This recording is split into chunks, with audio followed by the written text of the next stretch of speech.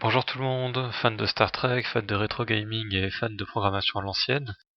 Je fais cette vidéo parce qu'en discutant sur un forum, j'ai appris qu'en fait le premier jeu vidéo Star Trek, c'était pas le jeu d'arcade de 1982 comme je croyais à la base, mais en fait un jeu beaucoup plus ancien, créé en 1971 sur ordinateur central Sigma 7 par un certain Mike Mayfield.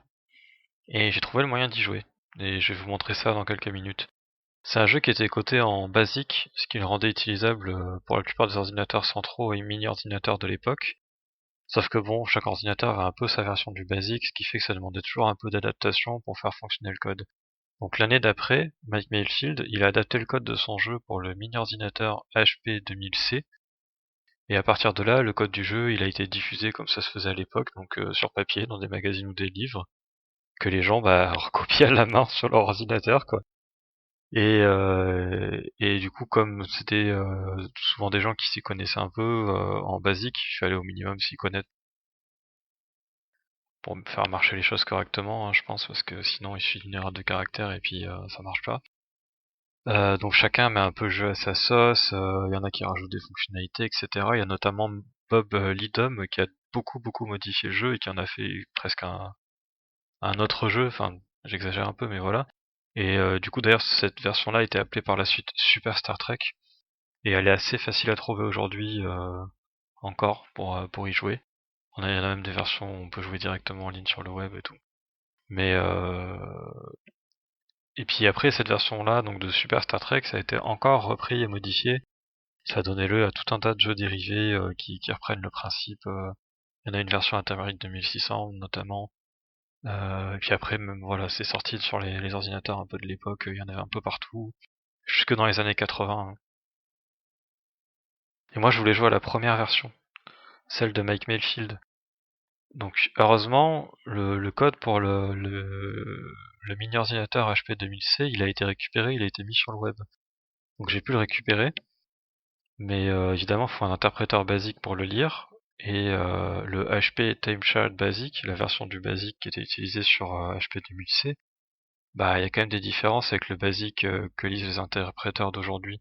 Donc j'ai dû adapter le code, réécrire certaines lignes pour que ça marche. Mais bon, je l'ai fait, et puis au passage j'en ai profité pour le traduire en français tant que j'y étais. Mais bon, je vais pas rentrer dans les détails maintenant sur le côté programmation. Là, la suite de la vidéo elle va être divisée en trois parties. En gros, hein, je vais vous montrer le jeu, comme ça vous pourrez voir à quoi ça ressemble, comment ça marche et tout ça. Je vous expliquer le déroulement d'une partie, et ensuite, pour celles et ceux qui s'aura donné envie d'y jouer, bah, je vous montrerai comment l'installer sur votre ordinateur. Et enfin, pour les personnes intéressées par la programmation, je montrerai le code et comment je l'ai adapté.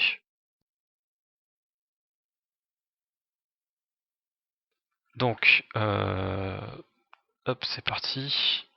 J'ouvre une invite de commande, parce que vous savez, c'est un jeu en ligne de commande, hein, et il sort que du texte. Alors, bah, vous allez voir, c'est pas mal pensé quand même.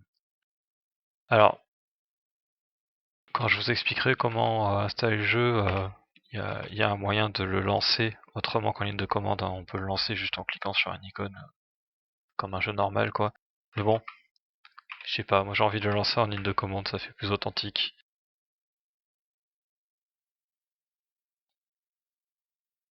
Voilà.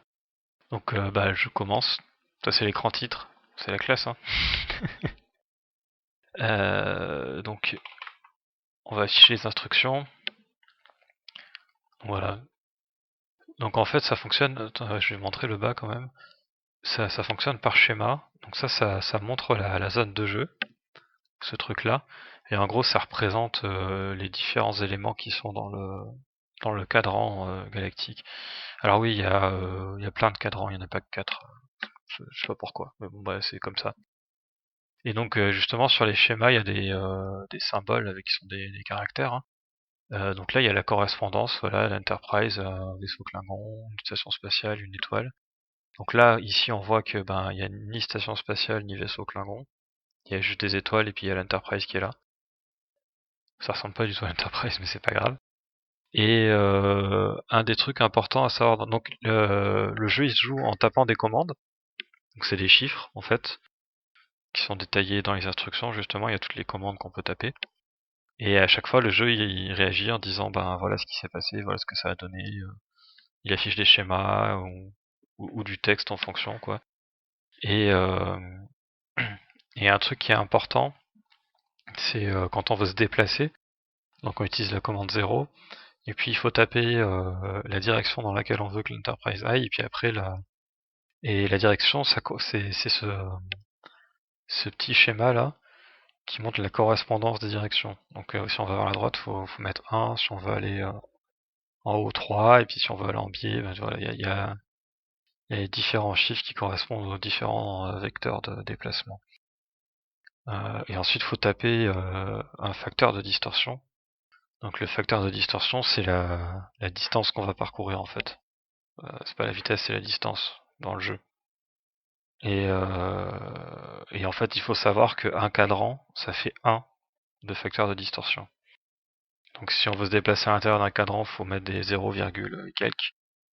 Et si on veut se déplacer d'un cadran à un autre, faut mettre le nombre de facteurs de distorsion qui correspond au nombre de cadrans dont on veut se déplacer. Voilà. Le reste, je vais pas l'expliquer en détail, je vais jouer et puis comme ça, ça se verra tout de suite. Voilà. Alors faites pas attention au truc qui s'affiche en bas, là, je sais pas, c'est un bug de PowerShell, ça n'a rien à voir avec le jeu. Il réaffiche des bouts de texte qui étaient en haut, je sais pas pourquoi. Bref. Hop là, désolé pour la coupure, j'ai dû relancer la partie parce que j'ai perdu, puis j'en ai relancé une deuxième qui a bugué, puis j'ai reperdu. Enfin bref, j'ai fait plusieurs essais avant de... Voilà. Parce que j'aimerais bien vous montrer une partie en entier, voir comment ça se passe quand on gagne, tout ça quoi. Voilà. Donc, un truc pas mal à savoir, c'est que si on tape 9, ça permet d'avoir un rappel de tous les numéros et correspondants aux commandes qu'on peut faire. Et c'est aussi valable quand on utilise l'ordinateur de bord. Voilà, là on a toutes les infos. Et un autre truc utile à savoir, c'est que si on a tapé une commande qui demande des infos supplémentaires, comme là typiquement sur l'ordinateur, et qu'on veut revenir en arrière, c'est-à-dire quitter, la plupart du temps il suffit d'appuyer sur 0. Voilà, sur l'ordinateur ça marche pas parce que 0 ça correspond à une commande, mais on verra l'exemple tout à l'heure. Hop là, je vais faire un rapport d'état. Donc là, ce qu'on peut voir, c'est ici, on a les infos de la partie. Donc on a le nombre de vaisseaux Klingons à éliminer. On a le nombre de dates stellaires qu'on a pour le faire. Et on a le nombre de stations spatiales qu'il y a disponibles. Parce qu'en gros, l'enjeu d'une partie, c'est que l'Empire Klingon envahit la Fédération. Nous, on a l'Enterprise, on doit détruire tous les vaisseaux Klingons du secteur galactique dans lequel on est, enfin du secteur de la zone galactique dans laquelle on est, on va appeler ça comme ça. Elle est divisée en cadrans, mais c'est pas les cadrans comme dans Star Trek, quoi, le cadran alpha, bêta, gamma, etc. Non, là il y en a plein des cadrans en fait. Et d'ailleurs, la zone qu'on voit là, c'est le cadran où on se trouve. Il n'y a qu'une seule étoile. C'est bon, je sais pas pourquoi, mais c'est comme ça qu'a fait Mike Mayfield quand il a programmé le jeu, quoi. Et on a une quantité limitée d'énergie ici. Donc on commence avec 3000 d'énergie, on a une quantité limitée de torpilles, donc on en a que 10. Et les stations spatiales, elles servent à ça, elles servent à se recharger en énergie et en torpilles. L'énergie, ça sert aux boucliers, à alimenter les boucliers. Sachant que si on a 0 en bouclier et qu'on est touché par un tir de vaisseaux Klingon, bah l'Enterprise est détruite. Donc il faut mettre de l'énergie dans les boucliers. D'ailleurs, on va faire ça tout de suite avant d'oublier. Voilà, c'est fait. On peut voir maintenant qu'il y a 1000 d'énergie dans les boucliers, il reste 2000 d'énergie disponible dans le vaisseau. Sachant qu'on peut récupérer l'énergie des boucliers si besoin. Et oui, dernier truc auquel l'énergie sert, c'est se déplacer évidemment, en distorsion. Voilà.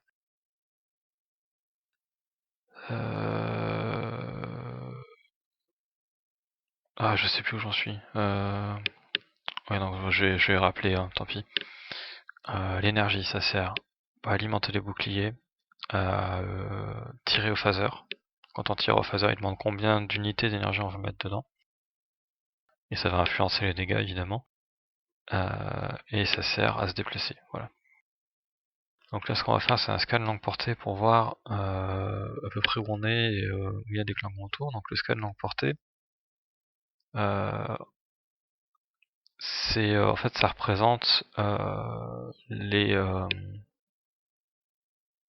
8 cadrans qui nous entourent, plus le cadran dans lequel on se trouve. Donc ça, c'est le cadran dans lequel on est. Et après, chaque nombre autour, ça correspond au cadran d'à côté, quoi, dans la direction correspondante. Donc c'est voilà, c'est un nombre de 3 chiffres, et ils veulent dire quelque chose, évidemment. Donc le chiffre des unités, c'est le nombre d'étoiles. Donc là, on est dans le cadran où il n'y a qu'une seule étoile, voilà, c'est là. Le chiffre des dizaines, bah là, il n'y en a pas, mais ça représente les stations spatiales. Donc le nombre de stations spatiales dans le cadran. Et le chiffre des centaines, ça désigne le nombre de vaisseaux Klingons dans le cadran. Et s'il n'y a que des zéros sur toute une ligne comme ça, ou toute une colonne, c'est que en fait on est au bord du secteur galactique dans lequel on est. Donc ça, on peut le voir aussi autrement, c'est en utilisant l'ordinateur et ce qui s'appelle les données galactiques cumulées. En fait, ça permet de voir tout le secteur galactique qui est la zone de jeu en fait, et on peut voir tout l'historique des scans longue portée qui ont été faits. Donc là, on en a fait qu'un, c'est celui-là, et en fait, on le retrouve ici. Voilà, donc les zéros, c'est la zone extérieure en fait, comme si c'était l'extérieur de la galaxie, hein. Et voilà, et là, c'est les zones où on est. Et en fait, à première vue, savoir combien d'étoiles il y a dans un cadran, ça paraît rien.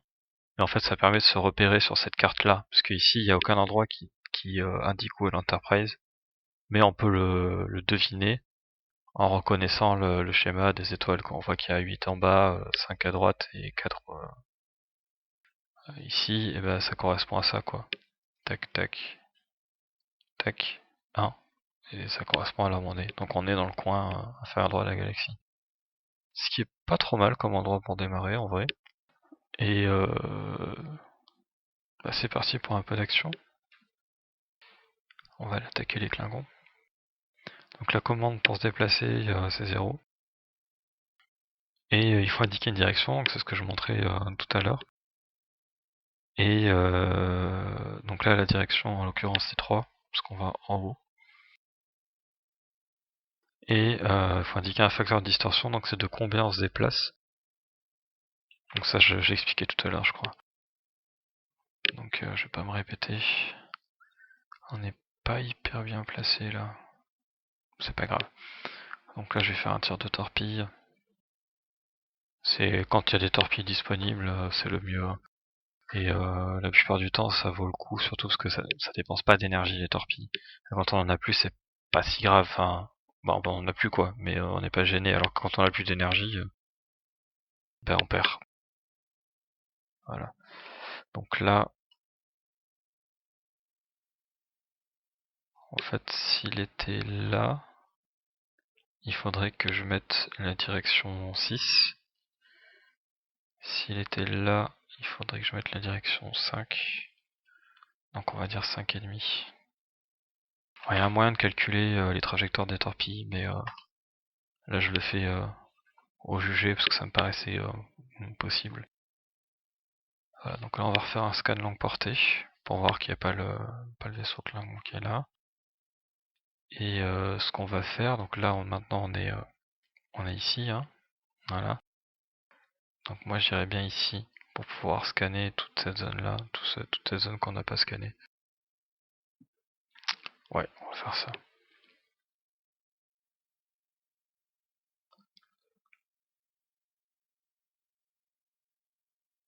Ah, ah bah ça tombe bien, tiens. C'est marrant ça. Je me suis pris, ah oui, cette étoile là.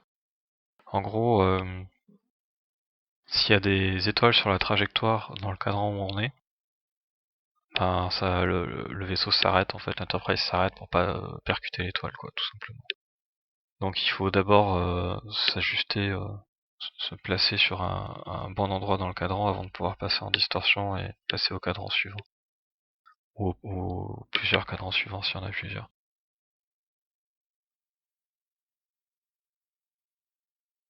Donc 0,125 ça correspond à... Ah bah du coup j'ai des... Oh non. Ah non, ça va. Les réparations, ça. Donc là il y a eu une avarie au niveau du moteur à distorsion. Mais les ingénieurs sont en train de réparer, donc on peut voir ça en tapant la commande 6. Voilà. Donc là bon ça va, ils ont fait vite. C'est cool. On peut déjà l'utiliser de nouveau, donc ils ont pas traîné. Mais en gros, tous les dispositifs qui sont listés ici, qui correspondent souvent à des commandes, hein, enfin, tout le temps à des commandes en fait, peuvent tomber en panne. Et quand c'est comme ça, on peut pas s'en servir tant que les ingénieurs l'ont pas réparé. Et ça peut prendre un certain temps, il y a une part d'aléatoire là-dedans.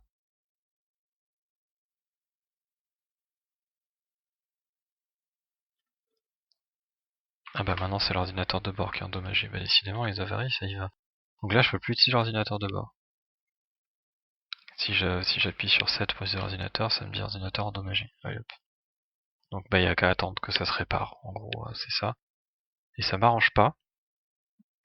Parce que justement je voulais vérifier où on était par rapport à ce schéma là. Parce que du coup maintenant qu'on a fait plusieurs scans langue portée, il y a plus d'infos. Et bon, ça m'aurait arrangé de me repérer quoi. Sauf qu'il n'y a pas de vaisseau Klingon dans le coin, donc on peut pas les attaquer. Par contre, il y a une station spatiale là. Ça c'est bon à savoir. Pour l'instant, je pense qu'on en a pas besoin. On a utilisé qu'une seule torpille, on a encore pas mal d'énergie, donc on va continuer à se balader, on va chercher des ennemis.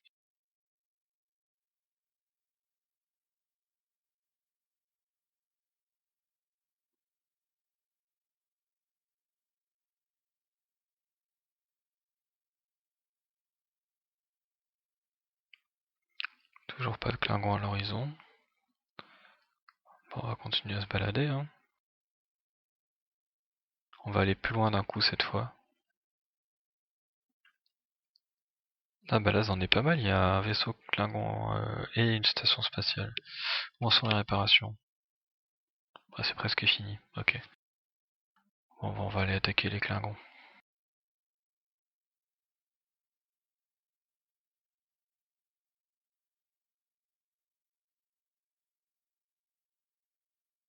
Par contre là c'est pas pratique. Quoi, l'ordinateur devant a encore été endommagé? Putain, j'ai pas de bol. Alors là, ça m'arrange pas parce que ça aurait été pratique, vu la position où on est, ça aurait été pratique de faire calculer à l'ordinateur la trajectoire des torpilles. Mais on peut pas, puisqu'il est en panne. Donc on va faire ça autrement. Moi je pourrais essayer d'estimer, mais je sens que j'ai gaspillé une torpille pour rien, donc je vais plutôt me déplacer.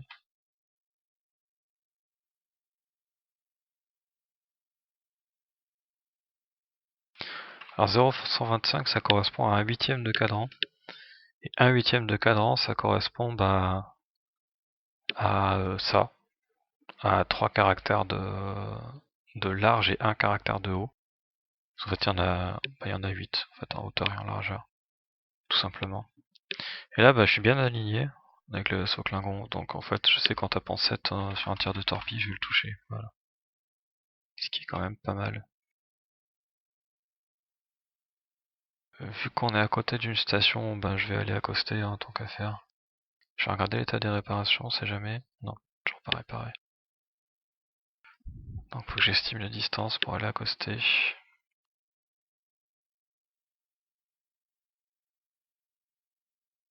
Je dirais bien 375. Yes. Voilà, donc là on a accosté la station, donc on avait plus que 8 torpilles. Et on avait perdu de l'énergie, là on est de nouveau 3000 énergie, 10 torpilles, ça c'est parfait. Par contre il faut se méfier d'un truc, parce que c'est un truc qu'on peut facilement oublier, c'est que quand on accoste à une station, pour pouvoir accoster, l'Enterprise baisse ses boucliers. Donc il faut, avant d'aller attaquer des Klingons, par exemple, bah, il vaut mieux remettre ses boucliers, quoi. Faut y penser. Donc là j'ai remis de l'énergie dans les boucliers. Et on va aller se déplacer. On est comment là? Ouais, on est au bord, donc on va se redécaler un peu.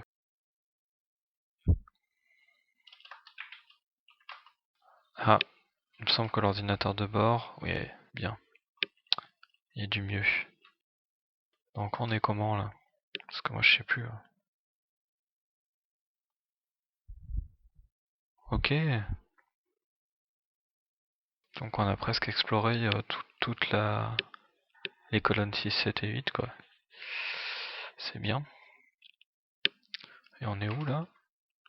Ah oui, d'accord, on est là. Ah bah c'est parfait. On va aller attaquer les Klingons d'à côté. Est-ce que... Non c'est bon, il n'y a pas d'étoile sur le trajet.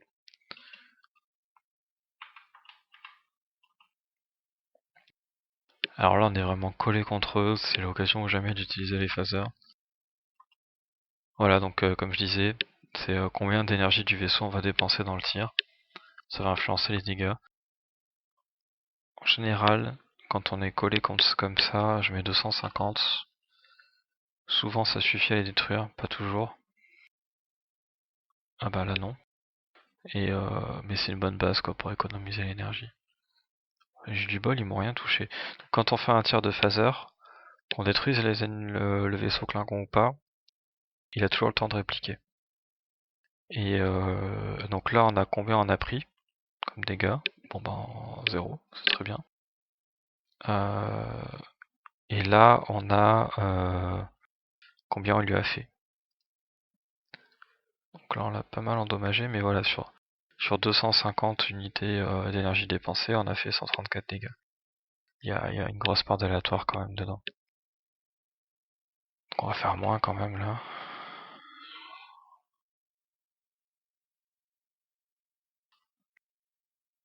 Donc là c'était un peu abusé.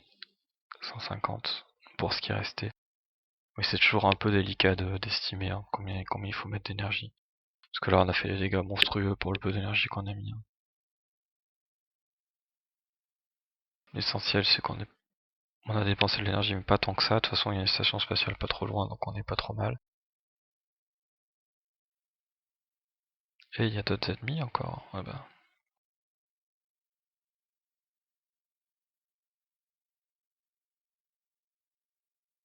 J'espère que l'étoile gêne pour la trajectoire. L'ordinateur est réparé. Ah bah voilà, je vais vous montrer. Voilà, la commande 2 de l'ordinateur. Ça permet de calculer la trajectoire. En fait, la trajectoire nécessaire pour relier l'Enterprise, tous les vaisseaux Klingons du cadran. Donc là il n'y en a qu'un, mais s'il y en avait plusieurs, ça éviterait toutes. Et il demande si je vais utiliser le calculateur.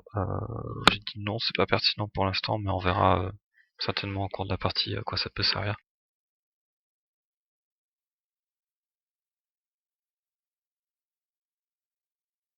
Yes, je l'ai eu, super. J'avais peur que l'étoile gêne, mais... Parce qu'on peut pas... Autant les phasers, on peut tirer à travers les étoiles, y a pas de problème, autant les torpilles, ça marche pas.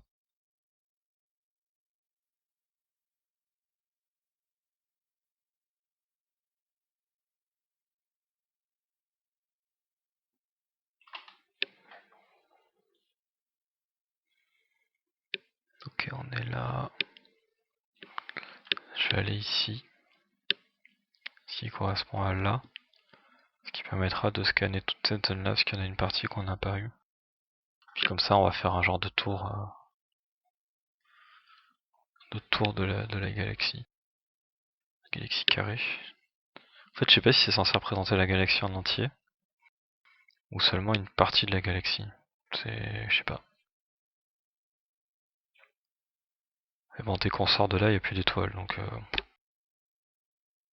je me dis que c'est un peu censé représenter la galaxie quand même. Enfin bon.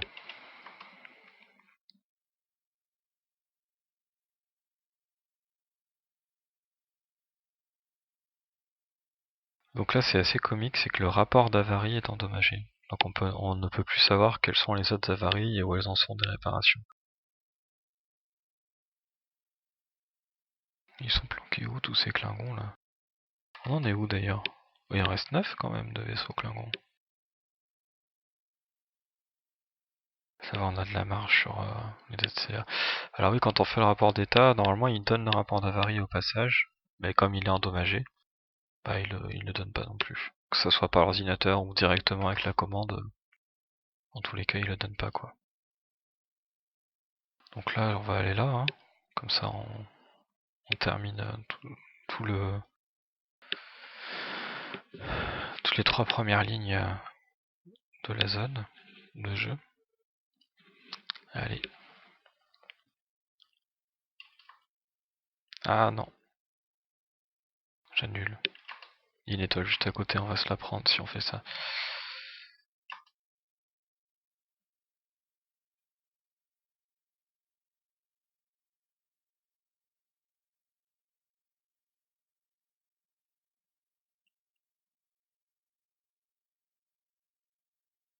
Voilà. C'est mieux.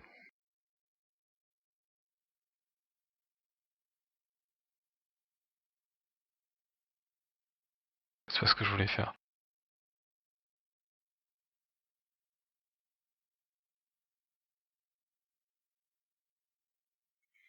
Ah bah coup de bol, on tombe sur des copains. Ah mais il y en a plein par là. Cool. Et ben allez, on va commencer par s'attaquer à celui-là.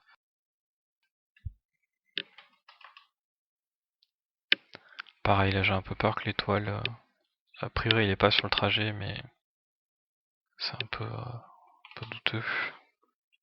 On tente. Ah c'est bon, ça marche.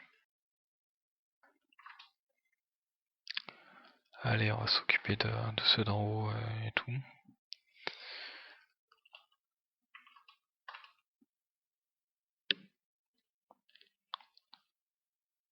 Alors il y a un truc à savoir quand même, si on est accosté à une station spatiale, normalement, les boucliers de la station spatiale nous protègent.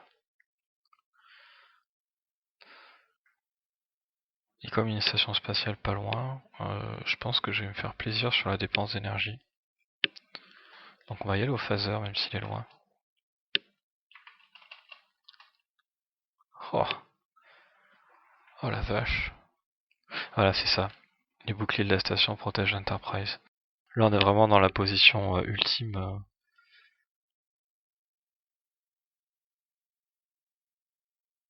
Où on peut rien faire contre nous quoi. On a autant d'énergie qu'on veut.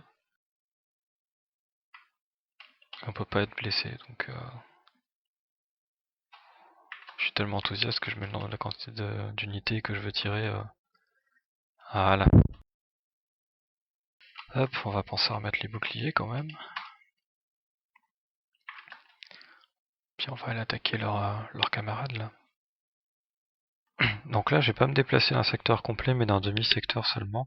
Parce que comme on est vraiment sur le bord, ça nous remettra un peu au milieu du secteur, ça sera plus pratique. Enfin, du cadran, pardon.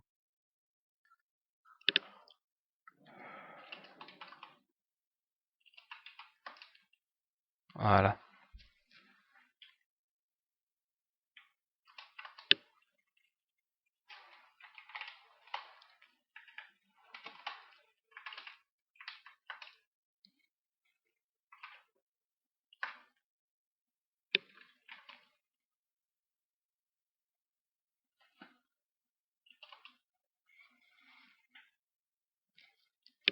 Donc là, c'est bien, on va utiliser le calculateur. Vous savez, quand on tire des torpilles. Parce que moi, je vais aller là. Et là, nous, on est là. Donc c'est la direction à prendre, elle est pas forcément évidente. Donc, en fait, quand qu'il y ait des vaisseaux Klingons ou pas, enfin, là, il va pas faire le calcul parce qu'il n'y a pas de vaisseau Klingon, mais voilà, il propose tout le temps, en fait, si on veut utiliser le calculateur, et là, on va dire oui pour une fois, il va être content. Donc, il nous rappelle dans quel secteur on est. Donc 1-1, puisqu'on est là. Donc c'est en fait, en gros, c'est d'abord le chiffre des lignes, et après le chiffre des colonnes. Et le secteur ici, 3.5, c'est notre position à l'intérieur du cadran. 3.5, ça correspond ici. En vrai, c'est inutilisable hein, les infos sur le secteur parce que c'est pas numéroté là, donc c'est comme ça.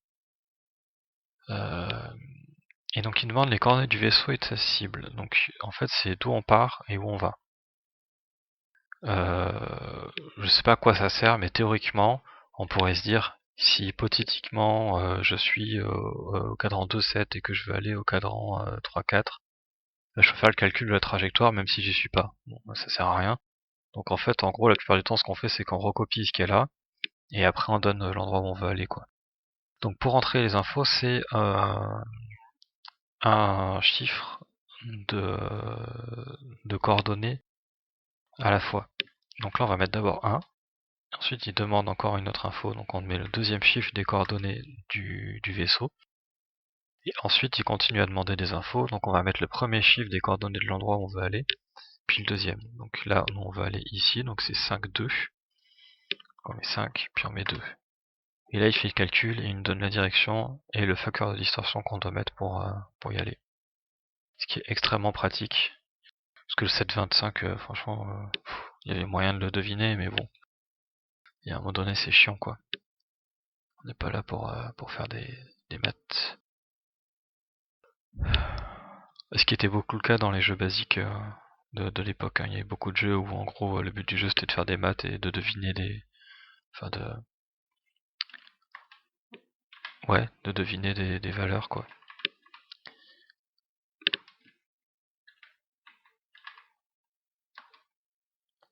Voilà. Donc là, on est où on voulait.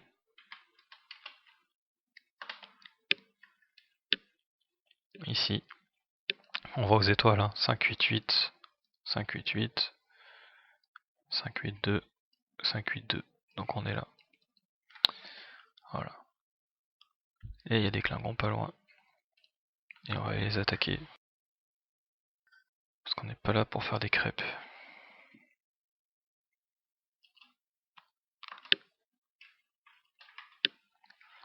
Je vais me prendre une étoile si je fais ça. Je vais me déplacer avant. Tiens, d'ailleurs, il me dit que j'ai fait une mauvaise trajectoire alors que... Enfin bon, c'est pas grave. Ah, où je vais? Non. Hop, pardon, j'avais perdu ma fenêtre.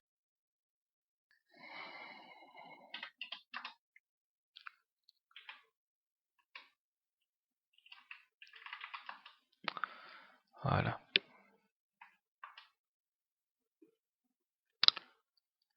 C'est pas ce que je voulais faire.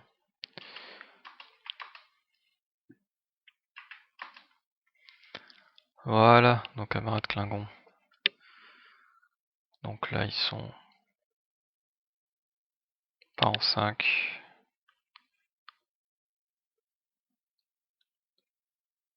Ils sont pas en 6. 4, pardon. Donc 4,5. Allez. Yes.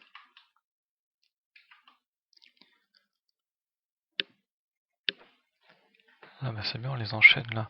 Ouh, il y en a 3 d'un coup là-bas. Comment on est là? Ah, ça vaudrait bien le coup d'y aller là. Ici. Comme ça en plus on va courir tout ça. On a exploré tout le reste autour. Donc on aura fini le milieu, puis il restera que le bas à explorer. Ouais, on va faire ça. On va faire ça. En plus on est pas mal niveau énergie, nombre de torpilles et boucliers.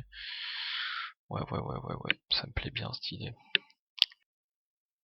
Allez, c'est parti. Il n'y a pas d'étoile sur le chemin, parfait. Ouh, ils sont bien alignés en plus. Donc là, vous allez voir ce que je disais. Voilà, il fait les trajectoires de torpilles pour tous les vaisseaux Klingons du coin.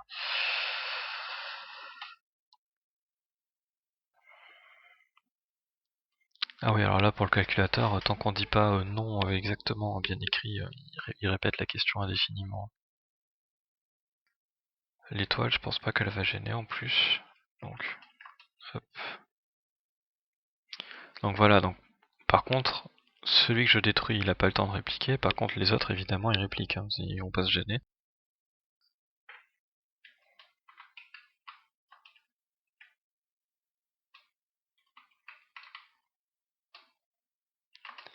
Voilà, ça fait un beau ménage. Hein. Ah oui.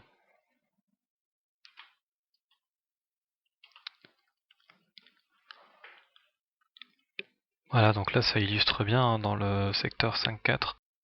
J'ai remontré l'historique des scans longue portée avant d'avoir refait un scan longue portée. Donc du coup il y avait encore les 3 vaisseaux Klingon que j'ai éliminés au-dessus. Donc j'ai refait un scan courte portée, donc ça a bien confirmé qu'ils étaient éliminés. Et donc là si je remonte le cumul, effectivement ils sont plus là. Ça a été enregistré quoi. Donc là moi je vais aller au secteur 7.3.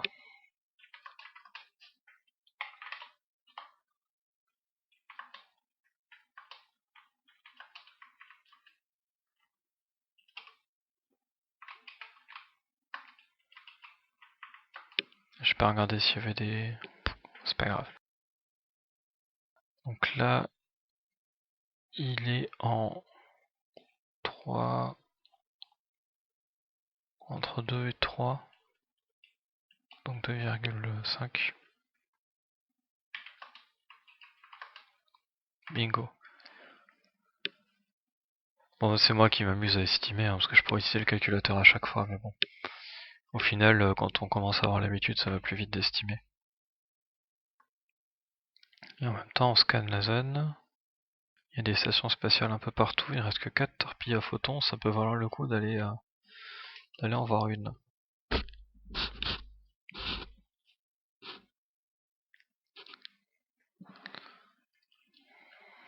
Attends, je suis où là 5, 12. Là, je suis là. Bon, on va aller à celle en bas. Quoique non, on va aller à celle-là, parce qu'il y a une partie qu'on n'a pas explorée là. Il reste ce coin-là, mais... Pff, ouais. Puis surtout, j'ai pas d'étoiles sur mon chemin.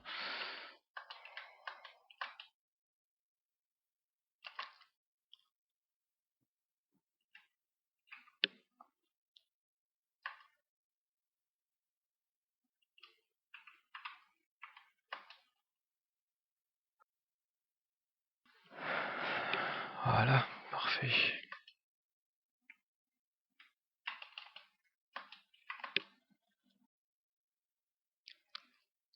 Et ben encore mieux, il y a un vaisseau Klingon ennemi qu'on n'avait pas repéré avant. Ou qu'on a oublié. Non, non, bah non, c'est une zone qu'on n'avait pas scannée, donc on va y aller.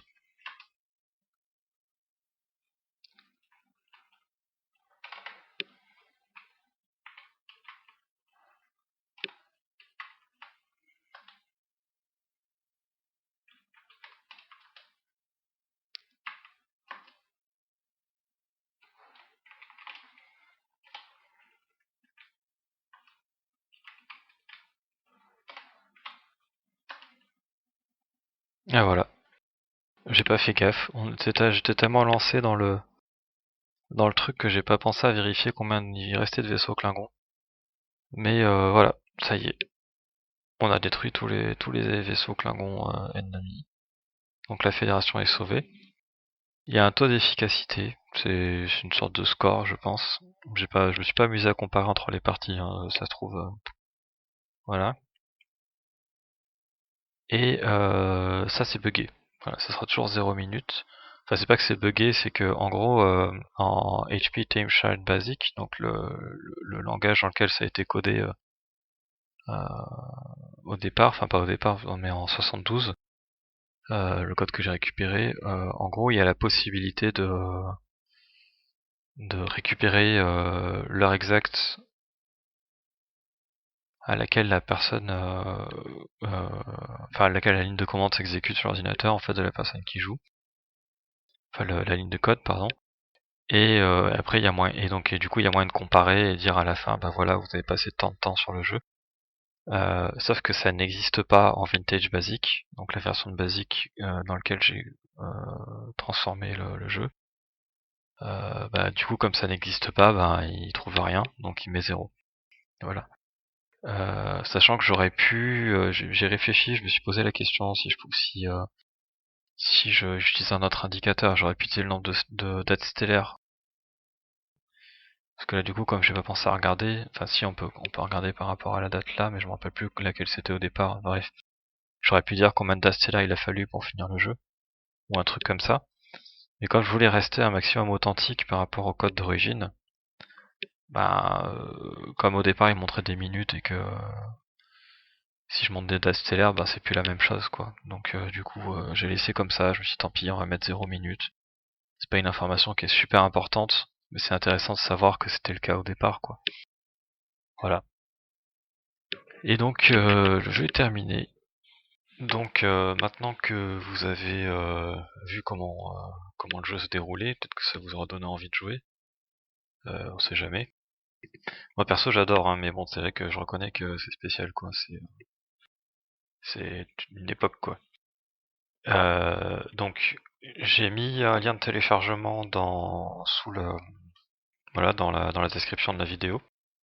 Donc cliquez dessus, téléchargez ce qu'il y a, donc ça sera une archive. Et quand vous la décompresserez, vous aurez dedans deux fichiers en .bas, donc un fichier Star Trek.bas et un fichier Star Trek FR.bas. Donc en fait ça c'est la version avec les textes d'origine en anglais. Et ça c'est la version traduite en français. Voilà. Et les deux fonctionnent. Et pour les faire fonctionner, vous allez avoir besoin de l'interpréteur Vintage Basic. Donc il suffit de chercher, on le trouve assez facilement normalement, hein, en cherchant Vintage Basic, mais je mettrai le lien en description pour le télécharger. Voilà. Donc en fait c'est un interpréteur basique qui a été conçu exprès pour pouvoir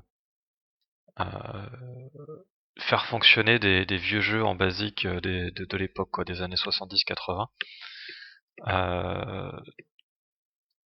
Donc il suffit de le télécharger ici, donc il y a des versions, c'est ça qui est bien aussi, c'est qu'il y a des versions pour Windows, pour macOS et pour Linux. Donc il suffit d'après de suivre la procédure ici, selon ce que vous avez comme système d'exploitation. Voilà, alors moi je vais vous montrer pour Windows que cet ordi-là est sous Windows, mais j'ai même pas testé la version Linux pour voir ce que ça donnait, mais bon, je pense que j'ai assez confiance. Voilà, donc il suffit de télécharger, installer, voilà, suivre la procédure d'installation. Et en fait, une fois que c'est fait, normalement, Vintage Basic il associe les fichiers en .bas à son programme, ce qui fait qu'il suffit de double-cliquer dessus pour le lancer. Voilà. Donc là, ça lance une fenêtre de commande toute simple et puis on peut commencer à jouer quoi. Voilà, c'est pas plus compliqué que ça. Donc maintenant on va parler du code source et puis des adaptations que j'ai fait dessus. Donc je sais pas si ça va intéresser tout le monde, mais bon, vous avez le droit de quitter la vidéo maintenant, si ça vous intéresse pas, voilà, ça va être un peu technique quoi. Donc déjà j'ai récupéré le code, enfin je l'ai récupéré ailleurs, mais vous allez voir. En gros, le code de Mike Mayfield, il a été récupéré une première fois par la personne qui a ce site là, qui l'avait fait. Donc si on clique là, on arrive là, donc c'est dans les archives, hein, vous avez vu. Voilà, Takeo Kato, qui lui il a récupéré des images scannées du code de Mike Mayfield et il a restauré et corrigé le code lui-même, et il a en 1999, voilà, pour partager ça sur internet. Alors on est dans les... Voilà, son site il date de 2004, donc il l'a mis en ligne bien plus tard. Enfin non, ça doit être la dernière version je pense. J'ai pas regardé, la première archive elle date de 2003, mais... Enfin bref, peu importe. Donc il avait mis cette version là en ligne, mais c'était une version qu'il avait retapée d'après le code, donc c'est pas exactement la même, forcément exactement la même version. Il y a pu y avoir des différences. Donc moi je me suis pas basé là-dessus, je me suis basé sur le code qu'il a mis à jour après. Donc en 2003 il a rajouté un lien vers le code qui a été récupéré depuis une copie d'une cassette de la librairie HP. Donc la librairie HP, là où ça a été ajouté, hein, je sais plus si j'en parlais au début, après que Mike Mayfield ait écrit la version en HP Timeshared basique. Donc là c'est vraiment une copie propre de cette cassette là. Et donc il avait donné un lien qui mène ici, et c'est là que j'ai récupéré le code. Voilà donc que Pete Turnbull a scanné. Enfin à scanner, à recopier quoi depuis la cassette originale quoi. Enfin une des cassettes originales. Voilà, donc maintenant on va regarder le code. Donc j'ai mis le code d'origine à gauche, ici, donc ça c'est le HP Timeshared basique pour l'ordinateur HP 2000C, enfin le mini-ordinateur. Et à droite c'est le code en vintage basique, donc celui que j'ai adapté. Voilà. Donc la ligne ici, là, elle fait pas vraiment partie du code, c'est juste un commentaire qui a été rajouté pour juste rappeler comment ça avait été obtenu, par qui et quand.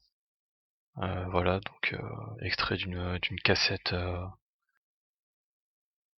HP, voilà, enfin par Pete Turnbull, comme on voyait juste avant. Donc ça fait pas partie du code, d'ailleurs la ligne n'est pas numérotée, parce qu'en basique, pour ceux qui savent pas, en fait les numéros de ligne sont dans le code. Notepad++ donne des numéros de ligne, mais en fait il faut qu'il y en ait dans le code directement, en en-tête de chaque ligne. Et elles sont numérotées de 10 en 10 pour pouvoir... parce qu'en fait les GoTo et les GoSub, ils utilisent ces numéros de ligne comme label. Donc pour éviter que si on rajoute des lignes entre deux, parce qu'on a oublié un truc ou quoi, en fait elles sont numérotées de 10 en 10. Comme ça permet de mettre de rajouter des lignes intermédiaires avec des numéros croissants comme il faut quoi. Voilà. Et donc je sais plus pourquoi. Oui, donc là elle est pas numérotée, donc c'est vraiment un rajout qui a été fait au moment d'extraire le code de la cassette quoi. Donc je l'ai enlevé, parce que de toute façon ça aurait pas marché avec. Mais je voulais pas le perdre quand même, parce que si Pete Turnbull n'avait pas extrait ce code pour le partager, moi j'aurais plus eu accès. Donc en fait je l'ai rajouté dans les commentaires, ici. Voilà, tel quel. J'ai juste mis en majuscule pour coller au style du reste, parce que tout est en majuscule. Et je me suis permis aussi de rajouter un autre commentaire où je m'indique comme étant la personne qui a fait l'adaptation en vintage basique. Voilà. Donc ensuite on va rentrer dans le dur du sujet. Donc le premier truc qui a planté, parce que j'ai quand même essayé de le lancer avec vintage basique sans rien toucher pour voir ce que ça faisait. Mais bon, non. En fait, en HP Timeshared basique, les tableaux ils peuvent être déclarés et adressés avec les valeurs entre crochets ou entre parenthèses, les deux fonctionnent, mais pas en vintage basique. Les crochets ça ne fonctionne pas, il connaît pas, donc il plante à cet endroit-là. Donc ça plante très vite hein, si on regarde le début. Voilà. Donc ça a été ça. Ensuite, ici il y a un autre souci, c'est que HP Timeshared basique il permet de faire des assignations en chaîne. Là on assigne cette valeur-là à t, à la variable t, puis à la variable t0, et comme ça à la chaîne.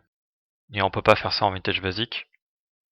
Donc du coup j'ai tout simplement j'ai décomposé, hein, j'ai assigné la valeur à t, et puis après j'ai assigné t à t0. Voilà, donc j'ai fait ça à plusieurs endroits, ici aussi pareil. Voilà. Ici c'est la même chose. Donc après là, c'est ça, c'est les crochets. Là encore, voilà, donc là il y a un gros paquet d'assignations en chaîne, moi j'ai tout décomposé ligne par ligne. Voilà. Si j'avais voulu préserver le nombre de lignes d'origine, je sais pas si ça aurait été possible partout, mais en tout cas là, j'aurais pu mettre des 2 points, parce qu'en fait en vintage basique, je sais pas si ça existe en HP Timeshared basique, mais ou même en VB, j'en sais rien. Mais en tout cas en mettant 2 points, comme je fais ici, là je vais en parler après, c'est comme si ça équivaut à un saut de ligne. Mais du coup on peut faire une série d'instructions sur la même ligne en les séparant par des 2 points. Voilà, c'est un peu comme le point virgule en C ou en PHP ou dans plein de langages. Bref, donc là j'ai tout décomposé. Donc typiquement c'est l'intérêt que les lignes soient de 10 en 10, c'est que j'ai pu ajouter des numéros de ligne là où j'en avais besoin. Voilà. Donc là j'ai mis un peu de temps à comprendre ce que ça voulait dire ce truc. C'est pas super parlant. En fait, ZER c'est une opération qui s'effectue sur les matrices. Et mat c'est ça indique que la variable doit être traitée comme une matrice. Voilà, donc en l'occurrence D c'est un tableau. Un tableau à une dimension. Et donc ce que fait ZER aux matrices, c'est qu'il les remplit de 0. Il remplit toutes les cases de la matrice de 0. Voilà. Il n'y a pas d'équivalent à ça en Vintage Basic. Donc j'ai fait une boucle for, hein, donc je parcours tout le tableau et puis je mets des zéros dedans, quoi, tout simplement. Voilà. Ensuite ici, alors c'est le seul endroit où il a géré les libellés comme ça. Mais en fait, il a enchaîné les libellés dans des chaînes de caractères. D'ailleurs, il y en a plusieurs et je vois pas spécialement de raison pour ça, mais bon, c'est pas grave. Et en fait, ce qu'il fait plus tard, c'est que en fait, HP Timeshared Basic il permet de traiter les chaînes de caractères directement comme des tableaux. Parce que c'est au fond, hein, une chaîne de caractères, c'est un tableau de caractères, mais je veux dire, voilà, l'interpréteur, il a pas de problème avec ça. Il n'y a pas de problème de typage, quoi, on va dire. Et donc après, ce qu'il fait plus tard, c'est que il fait des sortes d'extraction de chaînes, quoi, en traitant le truc comme un tableau, puis il va dire, moi je prends ce bout-là, je prends ce bout-là, ainsi de suite. Et Vintage Basic, soit il le permet pas, soit ça fonctionne pas tout à fait pareil, mais je voulais pas non plus passer 15 ans. Donc je suis parti des endroits où il référait à ces chaînes de caractères. Et en fait j'ai repris les valeurs qu'il allait chercher et j'en ai fait un tableau. Voilà. Enfin j'en ai fait des tableaux normaux, quoi, pas des chaînes de caractères, et donc j'ai tout mis comme il faut. Et ce qui fait que d'avoir fait ça, j'ai pas besoin de toucher aux lignes de code qui vont appeler ces libellés, puisqu'ils sont directement bien adressés ici, quoi. Bien setés ici, je veux dire. Voilà. Donc là, c'est encore une assignation en chaîne. Ça, c'est écroché. Alors ça, c'est vraiment un truc tout bête. C'est une différence de traitement dans les prints entre HP Timeshared Basic et Vintage Basic. En gros, quand il n'y a pas d'opérateur de concaténation entre une chaîne de caractères et une variable, HP Timeshared Basic il concatène quand même, et il rajoute un espace entre les deux. Et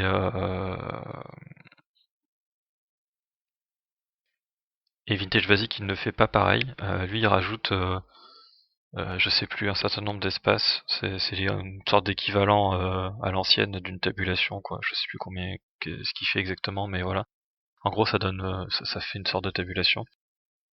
Et il y a un opérateur de concaténation explicite en Vintage Basic qui fait ça, c'est la virgule. Et voilà, donc quand il n'y en a pas, il traite comme si c'était une virgule. Alors, c'est pas ce qu'on veut, on veut qu'un seul espace, hein, on veut pas une tabulation. Donc du coup, ce que j'ai fait, c'est que j'ai mis un espace dans la chaîne de caractères avant, et j'ai mis un point virgule pour qu'il concatène. Le point virgule, il concatène sans rien ajouter au milieu, quoi. Il fait une concaténation basique. Voilà, donc il y a plusieurs endroits où j'ai fait ça. Donc là, c'est encore décroché en parenthèse. Là, il y a encore un truc. On utilise encore la fonction ZER des matrices sur un tableau. Là, c'est un tableau de 2 dimensions, donc j'ai fait 2 boucles for, voilà, tout simplement. Pareil sur la même ligne avec les 2 points. J'aurais pu décomposer et faire ça en 5 lignes, mais je voulais aussi, au cas où j'ai besoin de retourner là, je voulais pas non plus trop occuper de lignes de code, donc je me suis dit on va laisser comme ça. Et voilà. score décroché en parenthèse. Alors ici c'est très bizarre. Je comprends pas comment c'est censé se comporter à la base.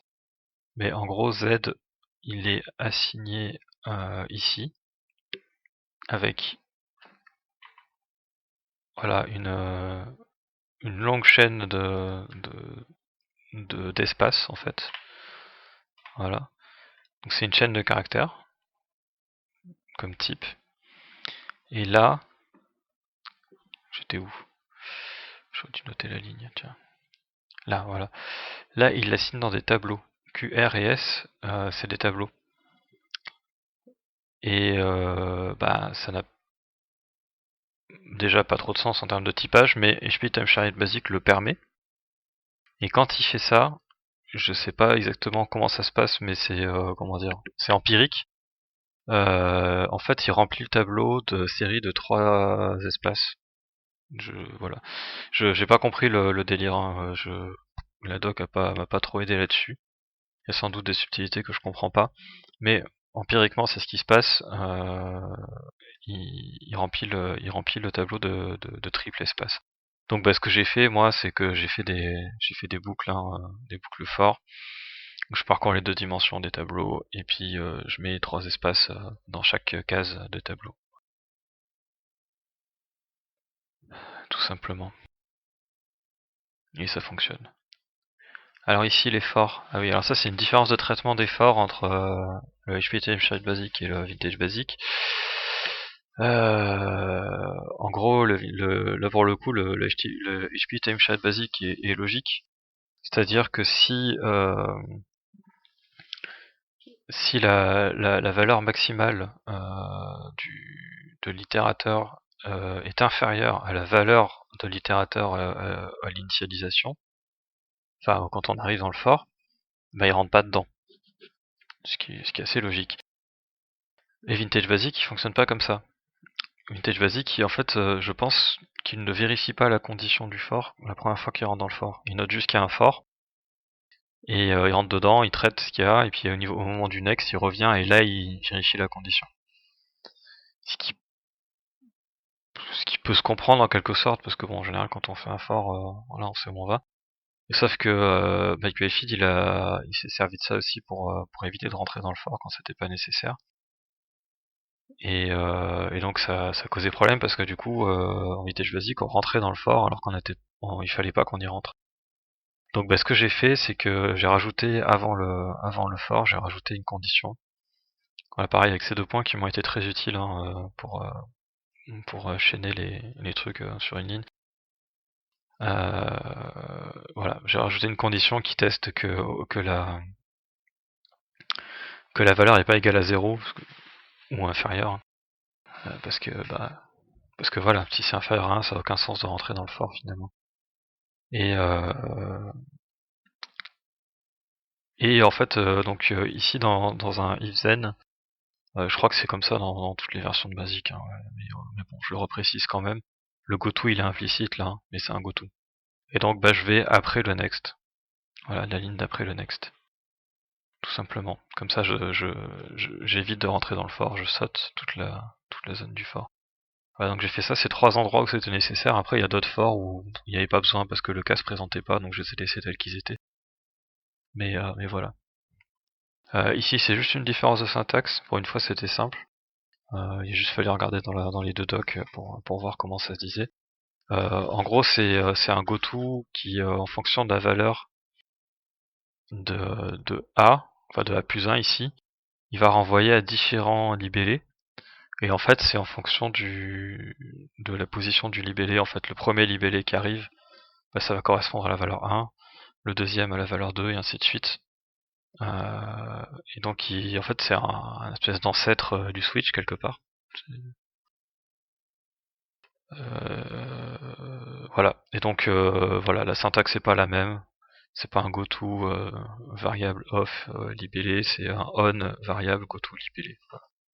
Je trouve ça d'ailleurs plus explicite en Vintage Basic. Je trouve que ça fait un peu bizarre en HP Time Chariot Basic, mais bon, peu importe.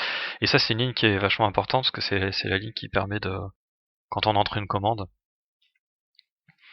de tout simplement de renvoyer vers le bon endroit pour l'exécuter, quoi. Tout simplement. Alors dans la démo, je disais qu'il fallait taper 9 pour avoir le rappel des commandes. En fait, on voit ici, hein, c'est peu importe tant que le chiffre est supérieur ou inférieur à l'échelle de valeur. En fait, c'est le comportement par défaut, c'est de rappeler les différentes commandes, quoi. Voilà. Ici, c'est encore des crochets en parenthèse. Là, c'est encore des opérateurs de concaténation à expliciter.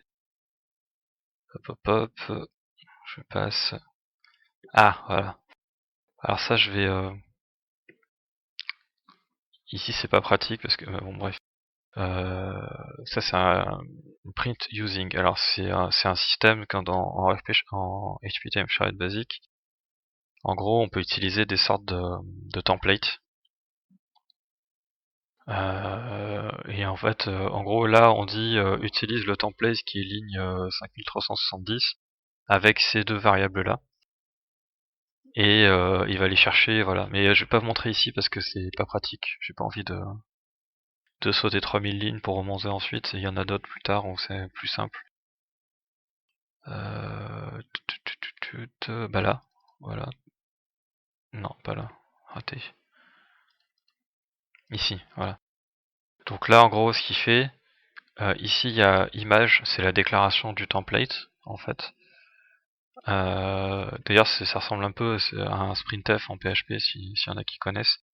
C'est, on pourrait remplacer en fait là les concaténations avec les variables par des %s dans une chaîne complète, quoi. Et puis se dire que ça c'est une variable qu'on va mettre dans un sprintf avec les valeurs qu'on veut y mettre. En gros, ça fonctionne comme ça. Donc pour expliquer pour ceux qui connaissent pas le PHP, là ce qu'on dit ici, c'est qu'on dit utilise ce template avec les variables Q1 et Q2. Et en fait, il va prendre la chaîne de caractères qui sort là, et en fait tous les D, toutes les variables D, ça va correspondre les unes après les autres à celles qu'on lui a envoyées. Donc si on inversait ici Q2 et Q1, bah Q2 se retrouverait là et Q1 se retrouverait là, tout simplement. Et après, bah là on peut en enchaîner autant qu'on veut en fait, hein, avec ce système-là. Et c'est aussi pratique pour d'autres trucs, mais on va pas le voir maintenant. Et bah ça n'existe pas en Vintage Basic, tout simplement. Donc moi je suis allé prendre les templates, je les ai mis dans le print à la place de using, et j'ai mis les variables à la place des D, et voilà. Et j'ai fait ça partout où il utilise ça partout. Partout où il fait des prints quasiment avec des libellés, il utilise des templates, quoi. Quasiment. Donc voilà, encore un... Hop, ça c'est les trucs qu'on a déjà vu, ça c'est les templates. Voilà, donc une particularité des templates, hein, c'est qu'il peut faire des répétitions. Ici, alors attends, elle est utilisée où cette image? Là, voilà. Donc, il y a plusieurs trucs. Il peut, quand on met un chiffre devant le D dans un template, c'est le nombre de caractères qu'on va afficher de la variable qu'on va injecter, de la chaîne de caractères qu'on va injecter. Donc ici, ça veut dire que D, quel que soit le nombre de caractères qu'il fait, eh ben, on va l'afficher sur 3 caractères. Qu'il en fasse 1 ou qu'il en fasse 15. On va afficher 3 caractères. Je sais pas, je crois que c'est les 3 caractères en partant de les 3 premiers caractères qu'on trouve en partant de la droite, en partant de la fin de la chaîne. Ce qui est un peu bizarre, mais voilà. Et un autre truc, c'est 3 comme ça avec des parenthèses devant la chaîne, enfin devant les trucs. Ça veut dire qu'on va le répéter 3 fois. Voilà. Donc Vintage Basic, lui, il connaît pas tout ça, hein. Donc il a une méthode, une fonction pardon, qui s'appelle write, et il y a left aussi, qui permet d'aller chercher un nombre de caractères sur une chaîne à partir de la droite. Voilà.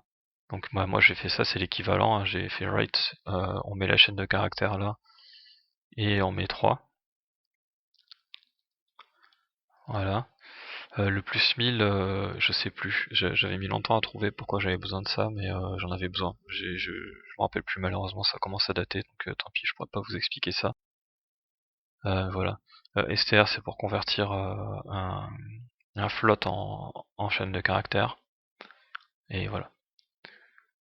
Et comme il n'y a pas de truc pour répéter 3 fois, il aurait fallu que je fasse un for ou quoi, bah moi j'ai juste répété le truc 3 fois directement. J'allais pas me prendre la tête avec ça. Voilà, ensuite encore des crochets entre parenthèses, des opérateurs de concaténation, des trucs qu'on a déjà vus. Voilà, donc les déclarations de template, je les ai supprimées, hein. Je l'ai pas gardé, ça servait à rien. J'aurais pu en déco, hein, parce que ça faisait pas planter, hein, mais bon. Voilà.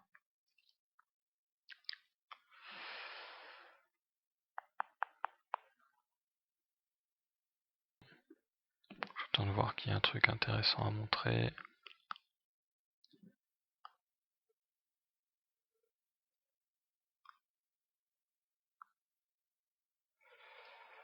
Ici, rien de spécial. Pareil, hein, j'ai remplacé les templates. Ah si, il y a un petit truc. Lui, il a utilisé toujours ce système de template, hein, pour définir le nombre de caractères qu'on doit afficher de la chaîne de caractères qu'on lui passe. Mais moi, il y a des moments où je trouvais pas ça forcément pertinent. Notamment quand les variables étaient des flottes. J'ai utilisé int parce qu'en fait, en gros, il s'en servait pour virer. D'ailleurs, c'est bizarre parce que ça existe int en HPTM basique. Mais bon, bah, peu importe. Il s'en servait simplement pour enlever les décimales des flottes à l'affichage. Et bah, je me suis dit autant il y a une méthode, il y a une fonction int, autant s'en servir. Oui, j'arrête pas de dire méthode parce que j'ai trop l'habitude de la programmation orientée objet dans mon boulot, donc ça me perturbe. Ah oui, ah ça c'est un truc, le HP Timechat basique dans les chaînes de caractères, il permet d'appeler des caractères de la table ASCII avec cette syntaxe là, donc un anti-slash et puis le numéro du caractère dans la table. Il y a les refs de la table dans la doc. J'ai pas vérifié d'ailleurs si c'était la table ASCII classique ou si c'en était une un peu spéciale, mais bon, peu importe. Et Vintage Basic permet pas ça, il comprend pas. Pour lui, ça fait partie de la chaîne, donc il affiche anti-slash 012 à l'écran, ce qui est pas le but. Donc c'est coup de bol, c'est pas un caractère bizarre, hein, c'est juste un retour chariot, donc j'ai juste fait rajouter un print avant et après pour faire des retours chariot, voilà, tout simplement. Voilà, et puis ensuite, là il n'y a rien de spécial. Ah voilà, alors là c'était le gros dilemme. Donc je vous explique un petit peu ce qui se passe normalement. Donc ça c'est en fait quand on utilise le truc pour calculer les trajectoires des torpilles à photons dans l'ordinateur de bord. En fait, ça nous fait rentrer. Il est où? Là.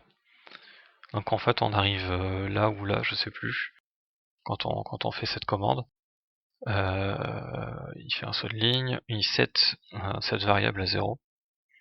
C'est important pour après, vous allez voir le truc bizarre. Et après, en fait, comme il y a toujours entre 1 et 3 vaisseaux Klingons par cadran, en fait, il fait une boucle for sur de 1 à 3, et il va tester s'ils existent, en fait, tous les vaisseaux Klingons, et puis il va calculer leur trajectoire. Une fois qu'il a fini, il vérifie que H8 n'est pas à 1, donc on n'y touche pas à H8 à l'intérieur de la boucle. Ça y est, ma molette de souris commence à faire des siennes. Je suis où? Là, voilà. On n'y touche pas à H8 à l'intérieur de la boucle, hein, donc ça reste à 0. Hop, il passe à la boucle suivante, il fait tous les calculs, et après il sort ici. il reset H8 à 0, ce qui n'a aucun sens puisqu'il est déjà à 0 et qu'il n'y a aucune raison d'avoir changé. Et après il propose d'utiliser le calculateur, ce qu'on a vu pendant la démo du jeu. Et à ce moment-là, si on dit oui, c'est là que ça devient un peu tordu. Il renvoie à l'intérieur de la boucle qui est finie, donc qui a rempli son rôle une première fois. Et là, il va demander de saisir les coordonnées pour le calcul, quoi. Donc voilà, il récupère les coordonnées, il fait son calcul, et puis après il continue son bonhomme de chemin, il revient ici. H8 est toujours pas à 1 parce qu'en fait on le cède jamais à 1. Et il tombe sur le next. Et je sais pas, c'est là que je comprends pas, hein, mais en tout cas ce qui se passe quand j'essaye d'exécuter ce code là, qui est quasiment identique là, après à part le fait que je set H8 à 1, mais imaginons que je l'ai laissé à 0.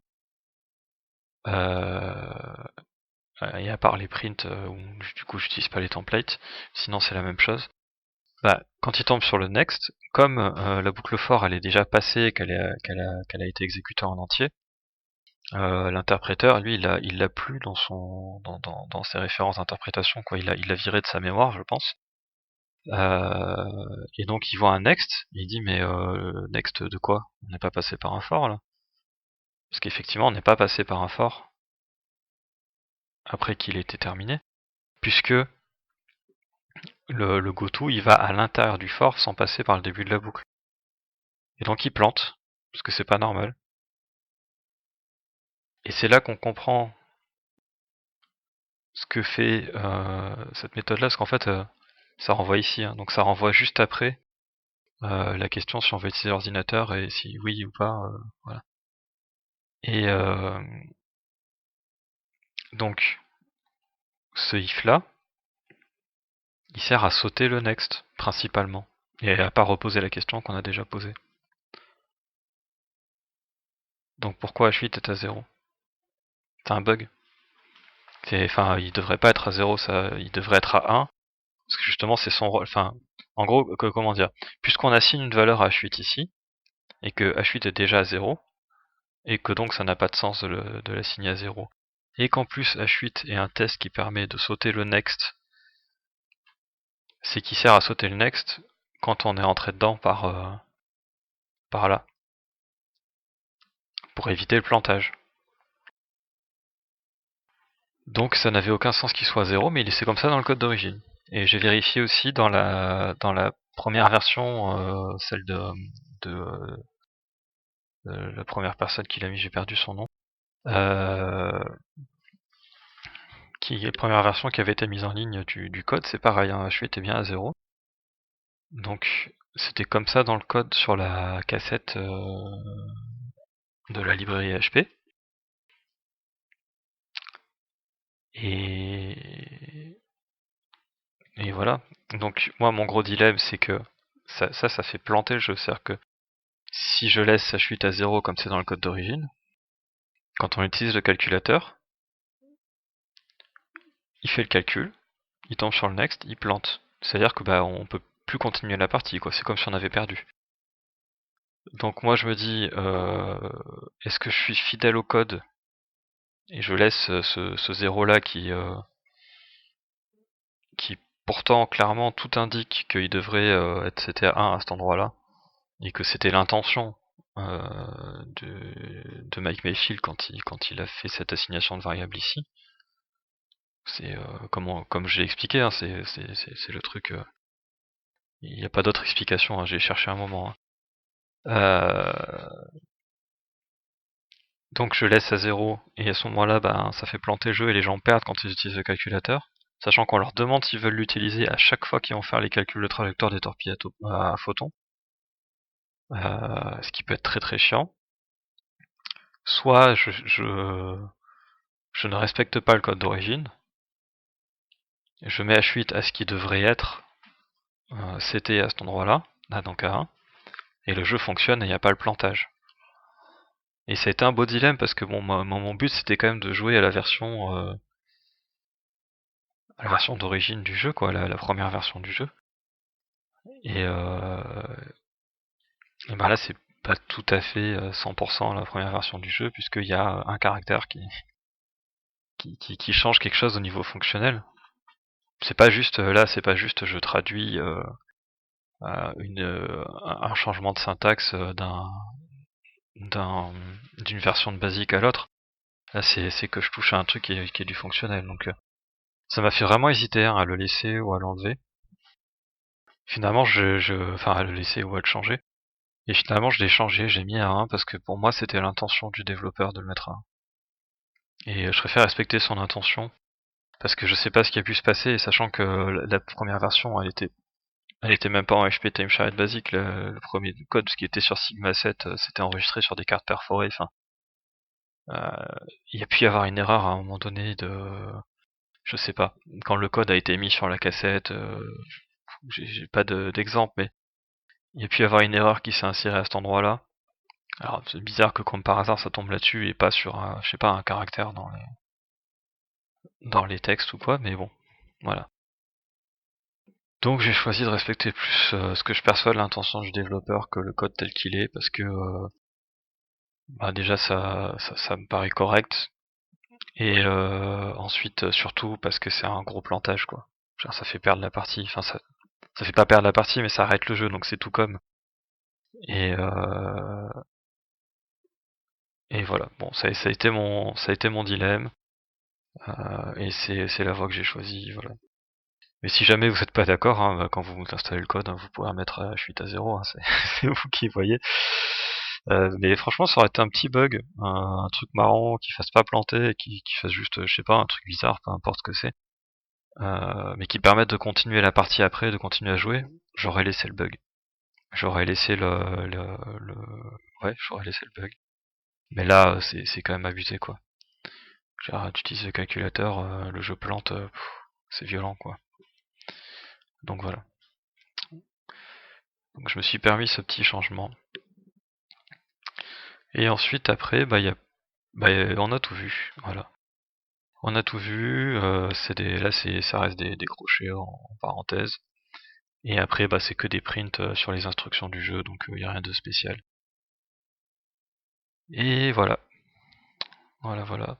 Et ben, si vous êtes arrivé jusque-là, ben merci. Merci de m'avoir écouté jusqu'au bout. Parce que c'est vrai que moi c'est un sujet qui m'a passionné quand même, hein. Autant le jeu en lui-même que le fait de le convertir en vintage basique. Pour pouvoir y jouer. Puis l'histoire du jeu aussi, allez voir la page Wikipédia si ça vous intéresse. Y a plein d'infos, c'est vachement intéressant. J'en profite pour remercier Saga de la communauté francophone Star Trek, parce que c'est lui qui m'a mis sur la voie, hein, de ça. Et puis voilà. Ben là, je vous souhaite longue vie et prospérité. Et je fais le signe Vulcain avec la main, ce qui sert à rien parce que vous voyez pas ma tête. Ah oui, si. Ceux qui suivent Star Trek pour les nuls, ils vont vouloir que je finisse sur un salut. Et même si tout le jeu consiste à massacrer des Klingons, je vais le faire quand même. Allez. Crop là!